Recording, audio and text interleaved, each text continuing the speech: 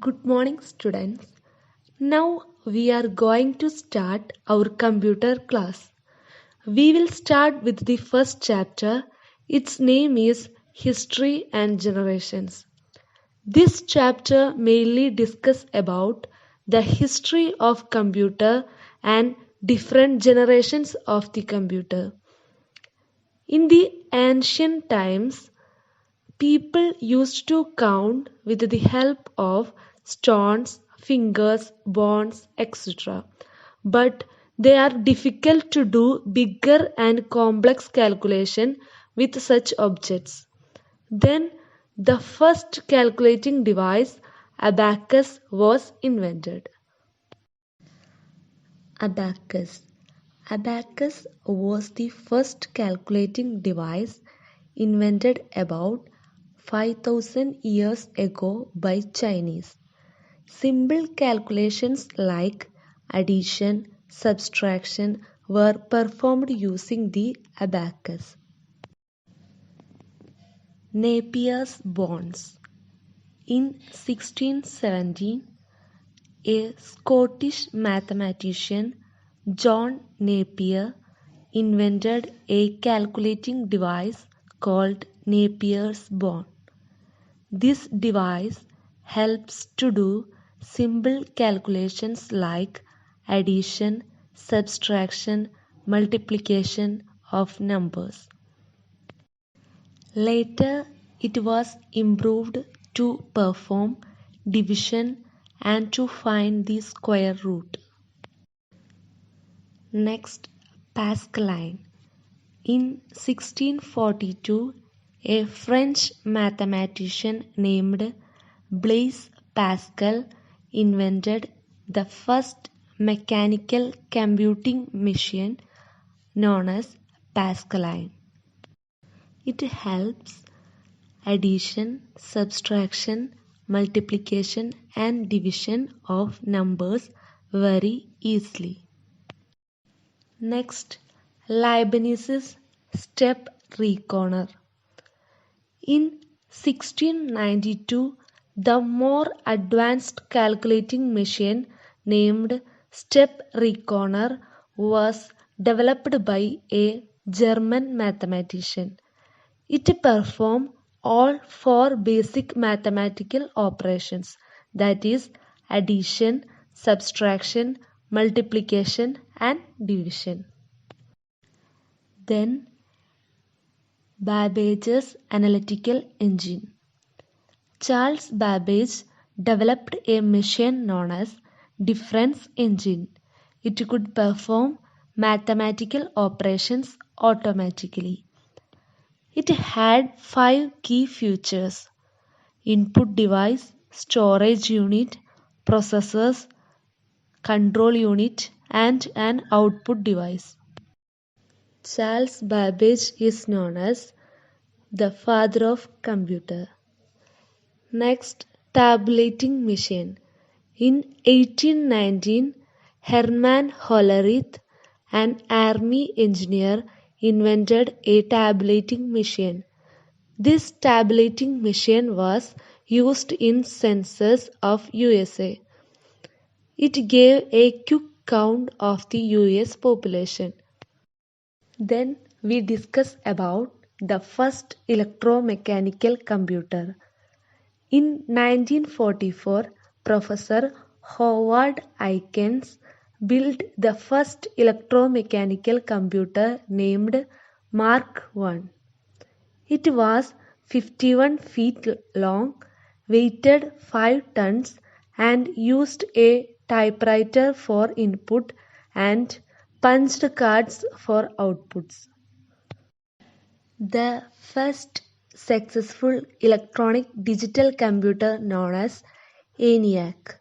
It stands for Electronic Numerical Integrator and Computer. It could perform 5000 additions per second. The another successful computer known as UNIVAC. It stands for Universal Automatic Computer. It could handle both numeric and textual informations.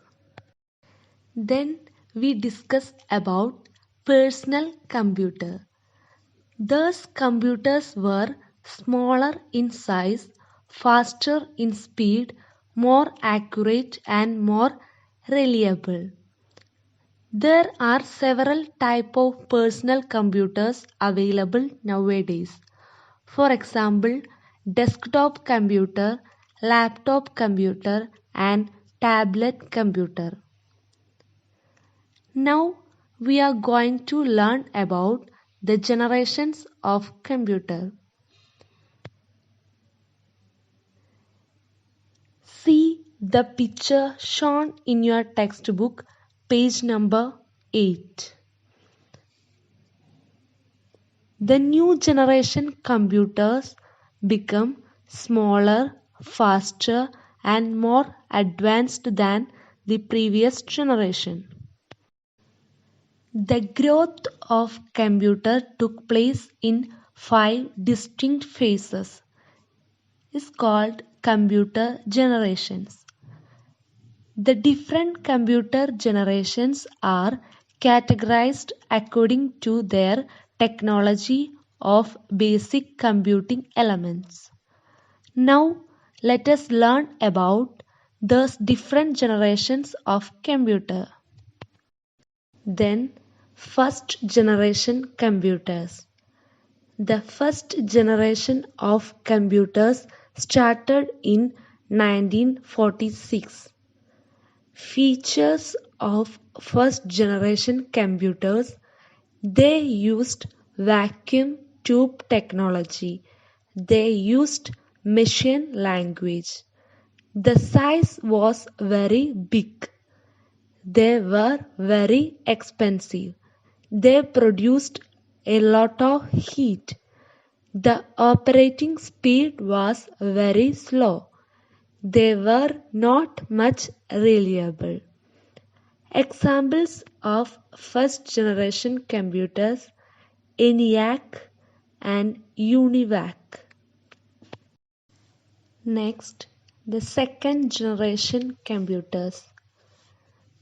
In the late 1915s, the second generation computers were introduced. Features of second generation computers: they used transistors. They used assembly language. The cost got reduced. The size became smaller. The operating speed became faster. They produced a lot of heat. Examples of second generation computers: IBM 140, Mark III and Leo. Next, third generation computers.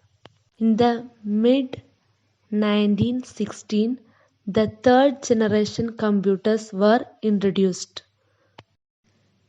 The features of third generation computers: they used integrated circuits. They used high-level language like Fortran and COBOL. The size became smaller. They generated less heat and were more reliable. They performed billions of instructions in a few seconds. Users interacted with keyboards and monitors which interfaced with an operating system. Examples of third generation computers: IBM 360, ICL 90,000, CDC. Then the fourth generation computers. The fourth generation computers started in 1971. The size of computer became very small. Features of fourth generation computers: they used microprocessor. They use high level language like C, C++ and Java. They are multi-purpose computers. They are accurate, reliable. Examples of fourth generation computers: IBM 370 and Macintosh. Next, fifth generation computers. The fifth generation computers are based on artificial intelligence. They are still developing. Features of fifth generation computers. The fifth generation computers will use super large scale integrated chips. They will have artificial intelligence. They will be able to recognize images and graphs. They will be able to solve highly complex problems, including decision making. They are intended to work with natural